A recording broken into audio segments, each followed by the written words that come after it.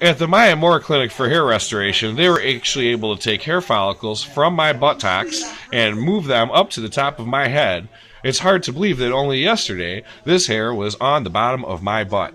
But let me run my fingers through my dingleberry filled, new curly locks of butt hair that are growing on the top of my head. I can get it wet. It smells a little funny. I can go swimming with it. I can cut it and it grows right back. Thank you to the Maya Moore Clinic of Hair Restoration of making me a new man.